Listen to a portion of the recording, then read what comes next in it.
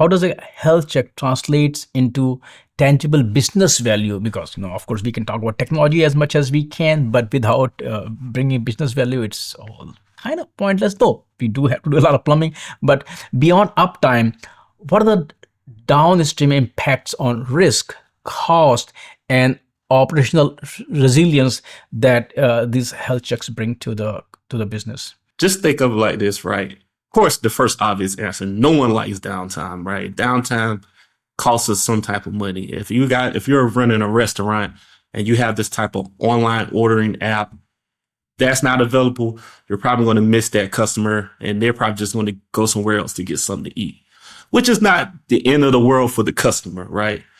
But just think of some of these more critical organizations like an emergency call center, the effects they have if they're down, right?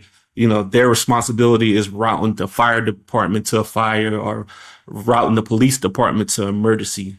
Imagine the effects if they can't route people to a life-threatening situation, or you have a delay because your systems are down, you have no high availability, you have a delay, which time is of the essence of getting them to emergency situations. So the more important your organization is, I would say, to the greater society, the more grave not having a HA solution could be to everyone involved. Looking ahead, how do you see HA assessments evolve as infrastructure becomes even more distributed and more software defined? Yeah, what I would say to that is, as it's kind of getting cheaper to spin up more systems, right? And we have all of these different data centers popping up around the world, right? So organizations are adding more systems, and quote unquote, to my other example, more siblings to their high availability solution, right? I have seen Lightkeeper clusters come through with 4 systems, right? Which a basic one would be 2. Now you're getting 3, 4, right?